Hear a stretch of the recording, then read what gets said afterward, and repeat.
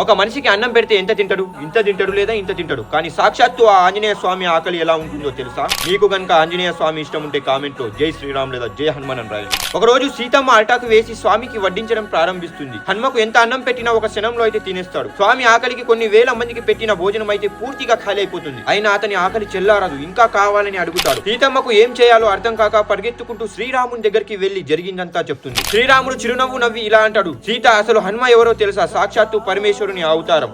నా చేతిలో చేయగలిగిందంటూ ఏమీ లేదు. అతని ఆకలికి ఎలా తృప్తి పరుస్తావో నీకే వదిలేస్తున్నా. సీతమ్మ తిరిగి హనుమ దగ్గరికి వెళ్లి సీతమ్మ స్వామి వెనకాల నిలబడి రెండు చేతులు జోడించి మనసులో, స్వామి మీరెవరో మాకు తెలిసిపోయింది, మీ ఆకలికి స్వస్తి పలకండి, లేదంటే మేము అవమానం పాలవుతామని చెప్పి పంచాక్షరి మంత్రాన్ని అయితే పఠిస్తుంది. వెంటనే ఆంజనేయ స్వామి తృప్తి చెందుతాడు. వెంటనే సీతమ్మ హనుమ దగ్గరికి వెళ్లి, ఏం నాయనా ఇంకా ఏమైనా కావాలా, ఇంకేమైనా వడ్డించాలని అడుగుతుంది. అప్పుడు హనుమ, చాలు తల్లి, నా కడుపు అయితే నిండిపోయి, తల్లి నేను ఇంకా ఏం తినలేను అని చెప్పి పెట్టిన భోజనానికి ధన్యవాదాలు చెప్తాడు ఆంజనేయ స్వామి. ఈ వీడియోని తప్పకుండా ప్రతి ఒక్కరి దగ్గరికి షేర్ చేయండి, ఫాలో చేయడం అస్సలు మర్చిపోకండి. జై శ్రీరామ్, జై హనుమాన్.